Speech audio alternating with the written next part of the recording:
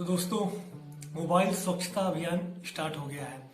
जैसे हम लोग अपने आसपास कूड़ा कचरा जो भी गंदगी होती है उसको साफ कर देते हैं, उसी प्रकार अब टाइम आ गया है कि जो भी हमारे मोबाइल के अंदर कूड़ा कचरा गंदगी भरी हुई है उसको साफ कर दें। और मुझे तो बहुत अच्छा लग रहा है। मैं चाहता था टिकटॉक बैन हो जाए और आखिरकार भारत सरकार ने ये बात सुन ली और फिर टिकटॉक के साथ 58 चाइनीज ऐप को और बैन कर दिया गया है।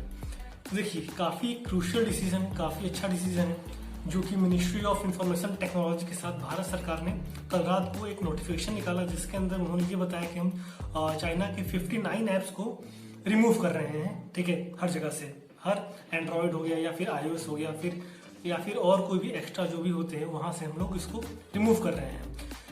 इसके अंदर जो 58 चाइनीज ऐप्स हैं, 59 चाइनीज ऐप्स हैं, उसके अंदर कुछ मेजर जो बड़े बड़े चाइनीज ऐप हैं, जैसे short video making app TikTok हो गया, बहुत अच्छा हुआ हट गया। ठीक है, और यूसी ब्राउजर हो गया, ठीक है, शेयर इट हो गया, सीएम स्कैनर हो गया, ठीक है, और काफी ऐसे फेमस ऐप्स और भी हैं।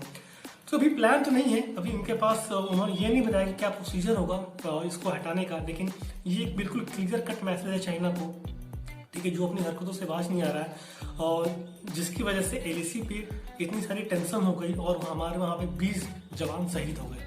ठीक है, मैं यहाँ पे आपको लिस्ट प्रोवाइड कर रहा हूँ, ठीक है, कौन कौन से ऐप्स हैं, कौन कौन से चाइनीज ऐप है जिनको सरकार ने बैन किया गया है।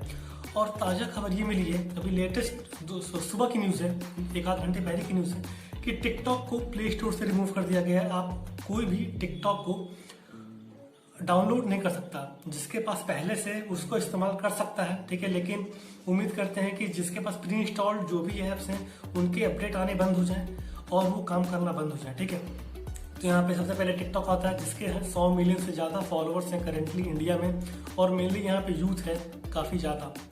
दूसरे पे आता है share it, scam scanner, beauty plus, और काफ़ी आपको लिस्ट दिख रही होगी, काफ़ी सारे ऐप्स हैं। यहाँ पे 2 ऐप्स मिसिंग है। मैं चाहता था कि ये 2 ऐप्स भी यहाँ पे आए, शायद आने वाले फ्यूचर में ये 2 ऐप्स भी आपको दिखने को मिलेंगी बैंड की लिस्ट में।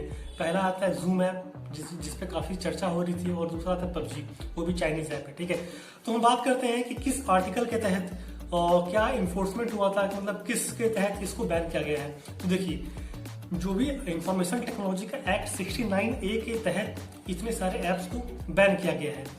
यहाँ पे मैं आपको ट्वीट दिखाऊंगा इंफॉर्मेशन जो हमारे टेक्नोलॉजी के मिनिस्टर हैं श्री रविशंकर प्रसाद जी। तो जो रविशंकर प्रसाद जी ने ट्वीट में लिखा हुआ है, मैं उसको जो उन्होंने स्टेटमेंट लिखा है मैं उसको एक बार रीड कर दे रहा हूँ। For safety, security, defence, sovereignty and integrity of India and to protect data and privacy of people of India, the government has banned 59 mobiles app। जय हिंद। ठीक है, काफी अच्छा स्टेप है, काफी बोल्ड स्टेटमेंट दिया है कि डेटा को प्रोटेक्ट करने के लिए, सॉवरेनिटी और इंटीग्रिटी को प्रोटेक्ट करने के लिए हमें ये ऐप को बैन कर रहे हैं। तो गवर्नमेंट को भी मालूम था कि ये ऐप्स क्या कर रहे हैं, डेटा का मिसयूज कर रहे हैं, जो उनकी पॉलिसीज हैं उनको वायलेट कर रहे हैं। ठीक है, हमारे रिलीजन्स के ऊपर जाके, हमारे जो कस्टम्स हैं उसके अगेंस्ट जाके जो हेटेड स्पीच फैलाई जा रही थी इन सब प्लेटफॉर्म पे, तो इसी की वजह से चलते इनको बैन किया जा रहा है।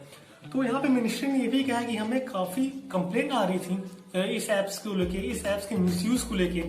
तो यहाँ पे सरकार ने, गवर्नमेंट ऑफ आईटी ने ये कहा, मतलब आईटी जो मंत्रालय है उन्होंने ये कहा है कि जो सर्वर्स थे इनके, ठीक है, जो भी डेटा देते थे, मतलब ये अनऑथोराइज्ड तरीके से डेटा को सर्वर पे अपलोड करते थे, और जो उनका सर्वर था वो इंडिया के बाहर लोकेटेड था। तो देखिए, यहाँ पे टिकटॉक को क्या जरूरत है कि लोगों का लोकेशन एक्सेस करने की, वो परमिशन मांगते थे उनकी लोकेशन को। तो मतलब ये है कि लोकेशन मांग के उनके डेटा चुराया जाता था, और शायद आने वाले फ्यूचर में उस डेटा का और जो भी टिकटॉक की कंपनीज है वो मिसयूज कर सकती थी। ये तो बात हो गई। बात करते हैं कि ये ऐप्स जो है यूजर के लिए बैन कैसे होंगे। तो देखिए, थोड़ा टाइम लग सकता है। टिकटॉक तो बैन हो गया, अभी बैन हो गया, 2-3 घंटे पहले की बात है। टिकटॉक प्ले स्टोर से बैन हो गया, कोई भी इसको इंस्टॉल नहीं कर सकता, कोई भी डाउनलोड नहीं कर सकता। अब देखिए, जो सरकार है वो बात करेगी आईपीएस से, जो मतलब आईपीएस मतलब जो भी इंटरनेट प्रोवाइडर सर्विसेज होते हैं उनसे बात करेगी, और उनसे ये समझाए, उनको ये कहेगी कि जो भी ये ऐप्स हैं हमारे पास ही, मैं आपको 59 जो ऐप्स उनको लिस्ट प्रोवाइड कर रहे हैं, इस ऐप को आप लोग बैन कर दीजिए, मतलब एक्सेस इसका रोक दीजिए। तो जल्दी ही आपको, जैसे आपको टिकटॉक मान लीजिए कोई भी ऐप्स डाउनलोड करने जाएंगे तो वहाँ पे मैसेज लिख के आ जाएगा कि this app has been removed और restricted due to some privacy policies which has been given by the Indian government. ठीक है, तो ये मैसेज लिख के आ जाएगा। तो काफी अच्छा स्टेप है ये, डिजिटल एयर स्ट्राइक बोल सकते हैं इसको, काफी नुकसान होगा। ठीक है, और जैसा कि आप देख सकते हैं, जैसा कि आप मालूम होगा कि अमेरिका में भी जो भी टिकटॉक था वो भी शायद डेटा चुराता था, डेटा लोगों का स्टील करता था। तो वहाँ की सरकार ने भी काफी नोटिस जारी किया है। तो शायद आने वाले समय में शायद हम देख सकते हैं ऑल ओवर ग्लोबली जितने भी चाइनीज ऐप्स हैं उनका बहिष्कार हो सकता है, उनका बॉयकॉट हो सकता है। और अच्छी बात ये हो रही है कि हम लोग इस बॉयकॉट को लीड कर रहे हैं।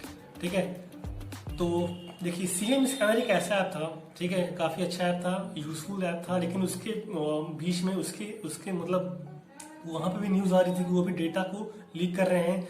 तो उसका एक अल्टरनेटिव ऐप है नोट ब्लॉक स्कैनर समथिंग ऐसा करके ऐप है, और जो कि स्पेनिश ऐप है, फ्री है। ठीक है, आप वहां से उसको ऐसा अल्टरनेटिव सीएम स्कैनर के अल्टरनेटिव में नोट ब्लॉक स्कैनर को आप लोग डाउनलोड कर सकते हैं।